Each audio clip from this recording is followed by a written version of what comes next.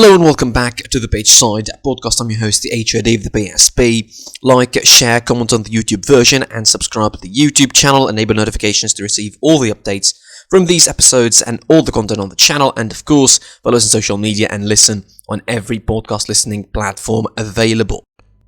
Since there is no action in Europe this week in terms of club football, of course the big action and talking point is the playoffs for the World Cup qualifiers. It's going to be taking place over the end, starting from Thursday and over the end of the week till the mid next week. But we're going to be talking about something else for the moment. Something that, because of the last couple of weeks' schedule, we couldn't be talking about properly, but it's been building steam. It's a story that's been gathering momentum, I suppose, in the media and in some media outlets over the last couple of weeks, and that's relating to Bayern Munich, and it is about Robert Lewandowski's future with the club. Now, according to the reports, Lewandowski has, I'm not going to say told the board, but it almost feels like he told his agent at the very least that he might be leaving the club if a new contract is not offered this season. Of course, Bayern Munich are still negotiating with Lewandowski. There's a lot of factors to be taken into consideration about this. Of course, the first of which is the agent for Robert Lewandowski, Penny Zahavi, the board has publicly fallen out with a couple of times. I think there's a David Alaba situation, his agent as well, so there's that. He demanded more money as well for his player, and the board and him couldn't reach an agreement about that, and then Alaba left to Real Madrid. The rest is history, I suppose, they say, and this is now might be a redo of that. Obviously, I'm not going to say it's different for Lewandowski, or Lewandowski is more important than Alaba, because, both have given years for Bayern Munich. Alaba has been there since 2010. He's been there for 12 odd years at the club, so it's not that easy to get rid of someone like David Alaba. But also, Lewandowski is Lewandowski. He's one of the top players in the world at the moment. He has ascended in those last 3 seasons at Bayern Munich. He ascended from a very good player, a very good striker, to an elite player, to someone from the best in the world, someone who could be rivaling Ronaldo and Messi in their importance and the branding and the marketing and all of that. So, I think as far as the importance is concerned, I think the board knows how important Lewandowski is. The second factor, I think, is obviously the age factor. Lewandowski is going to be turning 33 this summer, and it will be hard not to think that, the next contract is going to be his last if given. You think that maybe he has 2 or 3 more years to give, like top-level football. We're not talking about 37 like Ronaldo at the moment, or 39 like Zlatan Ibrahimovic. Maybe that will happen, who knows? He looks fit, but we don't know. But obviously, the fact is, at 33 years of age, any board in the world, any club in the world would think twice before renewing the contract. It definitely looks like Lewandowski is able to give those years, but the board may be not willing to risk someone like Lewandowski being their striker for the next 2 or 3 seasons, that they want someone like Erling Haaland, and that's where the third factor comes in, which is Erling Haaland, obviously. I genuinely think, before we talk about anything else in this one, I think that Erling Haaland is not going to Bayern. I don't think he's going to Bayern. I don't think he's coming. I think it's going to be either Real Madrid or City or maybe Barcelona. Who knows if they could manage funds to do so, but it looks like they won't do that. But I genuinely think that Erling Haaland, maybe the last destination or the before last destination he could come to is Bayern Munich. And not because it's not an attractive destination, surely is, but obviously the demands for Erling Haaland, the GOAT status they're preparing for Erling Haaland might be shattered in half if he joins Bayern. Obviously, the media will not talk about him in the same way they talk about the likes of Mbappe, who they're waiting to go to Real Madrid to make the next move in the next phase in his career. Erling Haaland as well, they're waiting for him to move to potentially Barcelona again for the next phase of his career, but clearly Bayern Munich want Erling Haaland. But of course there's a difference between a side that wants a player and a side that can't afford a player or can attract a player. Real Madrid, without wanting anyone, they would attract anyone. Barcelona, without attracting anyone, would attract anyone. But obviously Bayern Munich, and I'm not really undermining, it's my favourite club, it's a club that I support, I don't undermine it, but The reality is that the media narrative of the Bundesliga being Farmers' League, being an uncompetitive league for the last decade, literally, is not the kind of narrative that players would want to go to. Even if Haaland made the right move to go to Dortmund when he left Red Bull Salzburg, he made the right move to go into Dortmund to develop for a season or a couple of seasons. Even Mino Raiola admitted that it was the right move at the time, and now it looks like Erling Haaland wants to make the next step, and it looks like at the summer he will be leaving. But I don't think he will come to Bayern.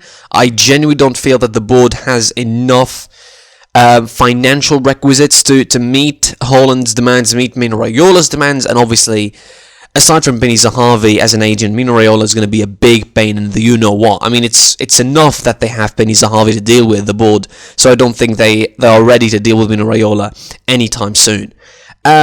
Also, the fact is that, obviously, speaking of financial requisites, and that was where the fourth factor comes into the situation. Lewandowski at the moment is on 25 million euros per year, and that was mentioned by more than one source. And obviously, the last couple of weeks, Marcus Babbel came out, a former Bayern legend, of course, came out and said that why Lewandowski wants to make more money, I don't know. He's on 25 million euros, and he basically said that if he wants recognition, he got recognition. He's the best player, FIFA's best player for 2 years in a row. He's someone who achieved everything with Bayern there is to achieve. Why he's demanding more recognition? And I really think, and I kind of agree in a way, because even for a player like Lewandowski, who again ascended to elite status, I don't think that the board should simply incline because it's Lewandowski. I mean, if they can't meet his demands, if the way the club is managed and the governance of the club doesn't allow him to get 5 more million euros or whatever he's going to be demanding, they shouldn't get it. He shouldn't get it. And as much as I love him as a player, and as much as I love Bayern as a club, I think if he demands something that the board can't afford, I think he should leave immediately. And I know this sounds harsh, but that's the reality. I mean, Bayern Munich is a club built on good governance, and that good governance may sometimes sound like austerity, but it definitely is a way to maintain the finances of the club. I mean, in the COVID-19 pandemic, there's not a lot of clubs that didn't lose much, or that didn't have much financial damage, and Bayern is one of them. Despite the fact that they lost around 100 million euros, they still relatively didn't lose anything compared to the 1.3 billion euros that Barcelona are indebted to, or the 330 million euros that Real Madrid ended up losing or not making in terms of profit, but obviously they will make that up. But again, if the board can't meet the demands, they shouldn't be paying. They shouldn't be paying Lewandowski. They shouldn't be paying Benny Zahavi, and they should let him go. And as much as it will pain me to see him leave the club, I think that might be the most rightful move. Now, also the fact is that Kingsley Coman just bumped up his contract in the last extension. I mean, it became around 17 million euros, and that makes him like the 4th or the 5th player at the club who gets that kind of wages, alongside the likes of Neuer, Manuel Neuer, Thomas Müller, Leroy Sané, Joshua Kimmich as well, who get those kind of salaries. So I don't think the club is ready at the moment to bump Lewandowski to 30 million euros a year, for example, although he deserves it. Obviously, his performances absolutely justify giving him more money, but when you can't give him more money, you shouldn't really. The situation is going to be developing. It happened really before with Lewandowski. I mean, in 2018, circa 2018, late 2018, he was about to leave the club for real. There was real reports that Real Madrid were interested. There was a 100 million euros bid, apparently, for Lewandowski from Real Madrid, but that ended up not materializing. I don't think that this will be the situation. I don't think that Real Madrid will take him at the moment at 33 years of age, even as fit as he can be. I don't think Bayern will try and gamble with someone that age. First of all, because they have Benzema, and I don't think he's leaving anytime soon.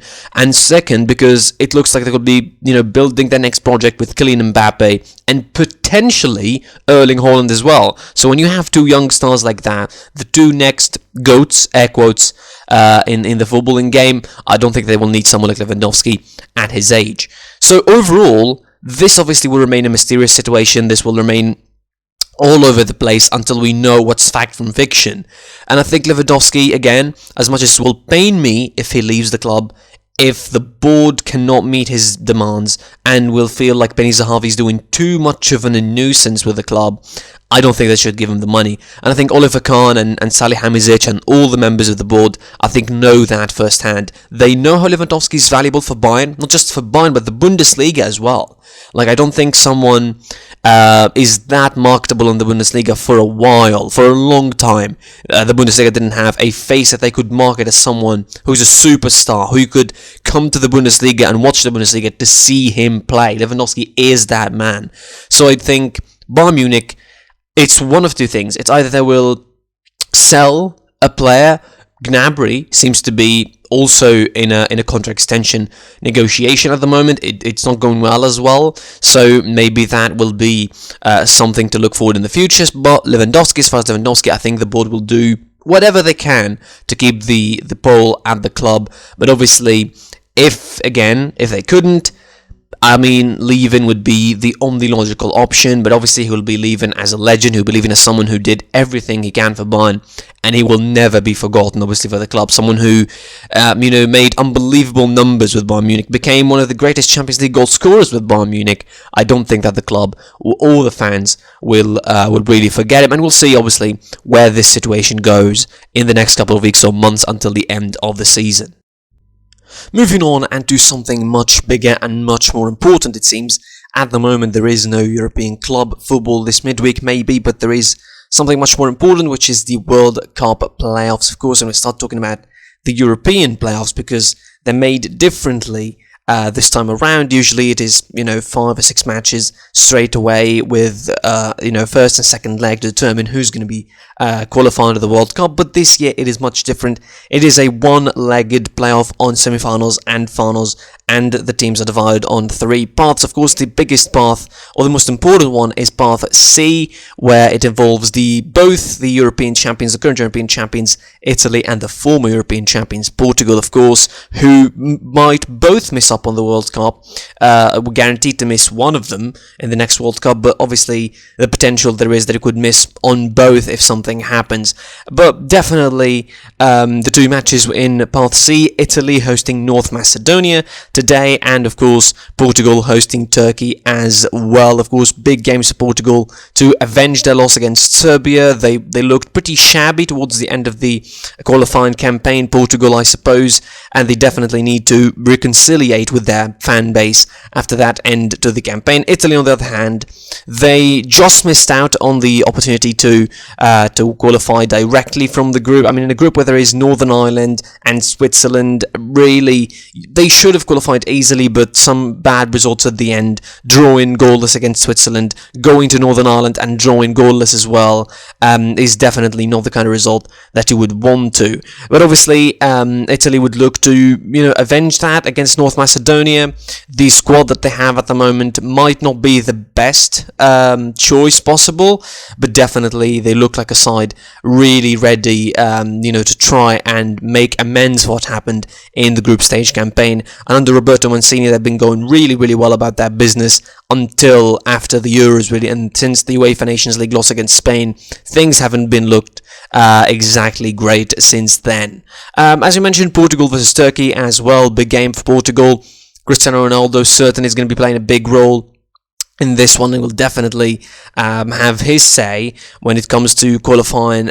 Portugal, again, they were really, the excuse was that the goal against Serbia that was disallowed would have given them the qualification, but I don't think it's that simple of a justification. Portugal were really bad, I would say, across the campaign overall. Having hard results against Azerbaijan at home, losing to Serbia at home. You can't really fault them. Drawing goalless against Ireland as well, away from home. You cannot really say that they deserved an automatic qualification when they didn't play that well for most of the campaign. But again, it's going to be a shame to see a legend of Cristiano Ronaldo miss out on the World Cup. Although personally, if Portugal do not deserve to qualify, they should not qualify. That should be clear as day. Like, we should not be jeopardizing or patronizing, let's say, the footballing fans just by saying, oh, Cristiano Ronaldo is not playing in the World Cup is going to be bad. that shouldn't be the argument. If Portugal did not qualify, they should not be in the World Cup. The World Cup is going to go on without Cristiano and is going to go on without Messi, so let's avoid that path of discussion. Elsewhere, in the other paths, of course, in Path A, Russia versus Poland, a game that was supposed to be taking place is not going to be taking place. Poland got to buy into the final, so they will be waiting for the winner of the second game in that path between Sweden and Czech Republic. A game that obviously is going to be much more important now for the two sides, knowing who they will be facing in the final. In Path B, it will be Scotland-Ukraine. That game is postponed until a later date. We don't really know what's going to happen in that game. Is Scotland going to be awarded buy-in as well to the final? We don't know what's going to happen. And of course, there is Wales-Austria in that path as well. It's going to be a big chance for both of them to make it to the World Cup.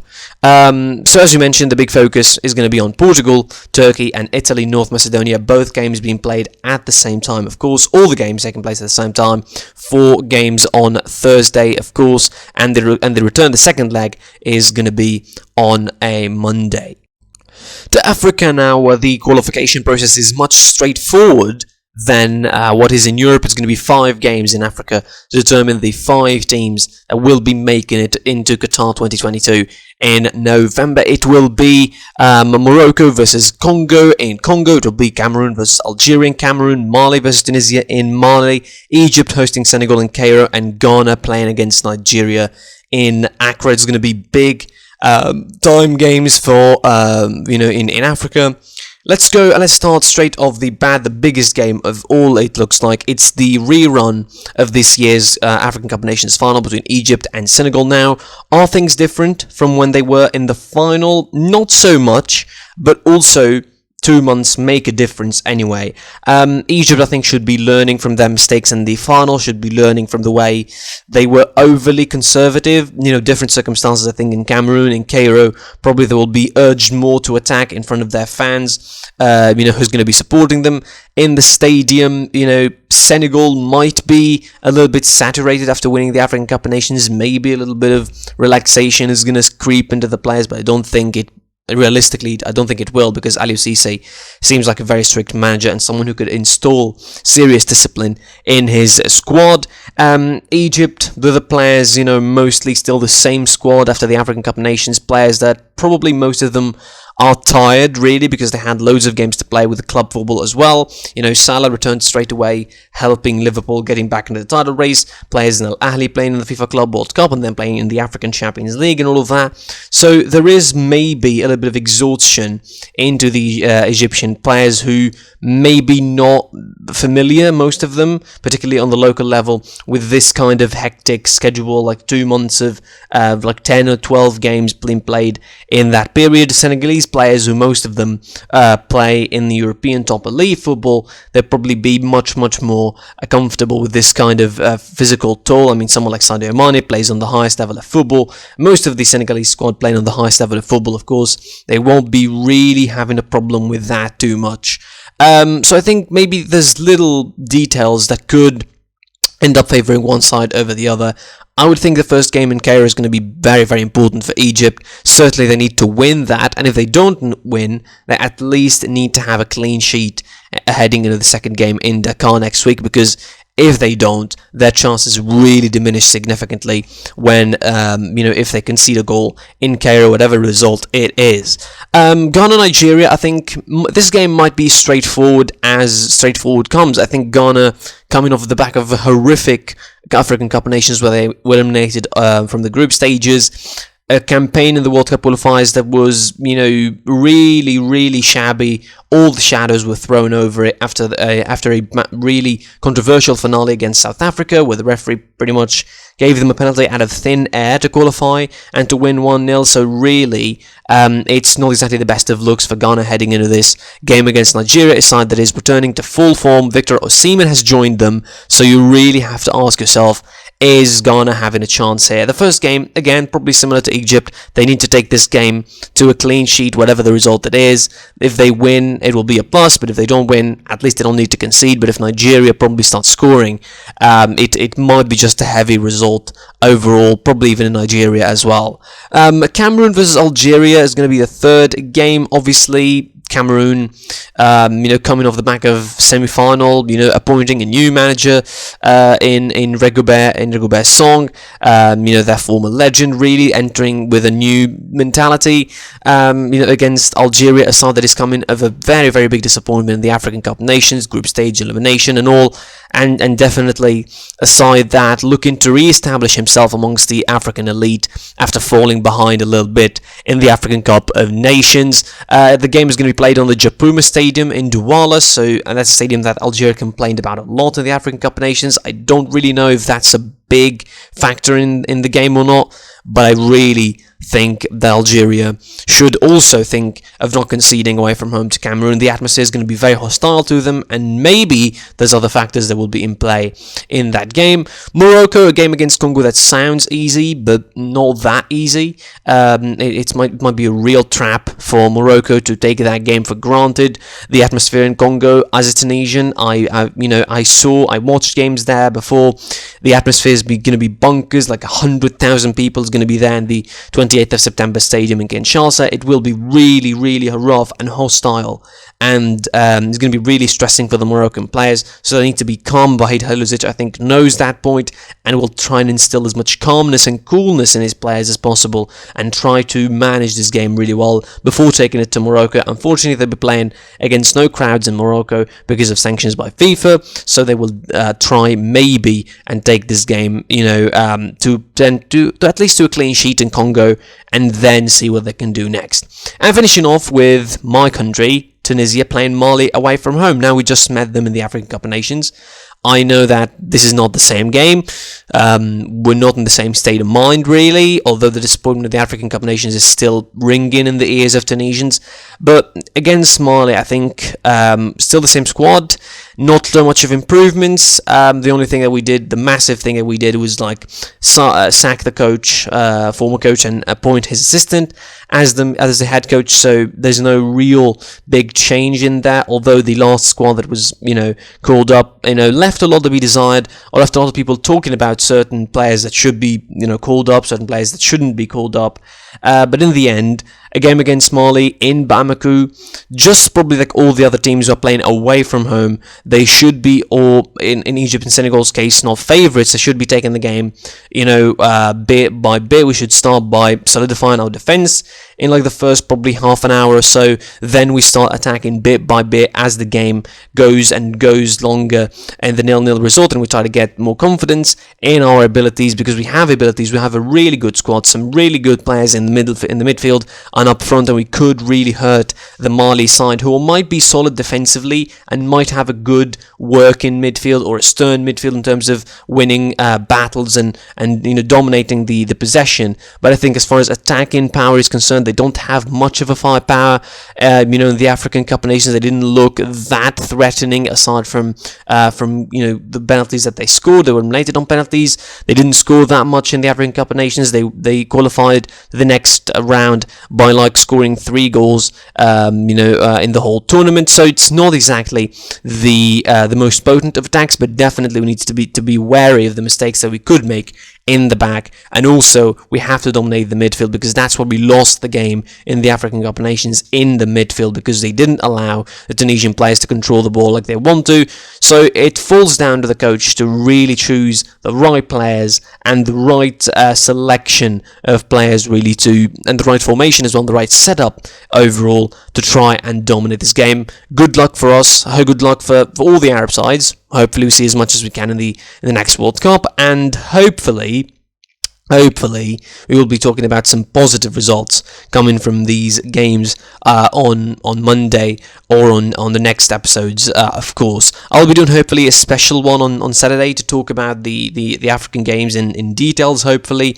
But again, until then, good luck for all the Arab sides. That's it for this episode. I was your boy, the HOD of the PSP. Like, share, comment on the video, subscribe to the YouTube channel, enable notifications to receive all the updates, and of course follow us on social media and listen on every podcast listening platform available. Until next time, take care and goodbye.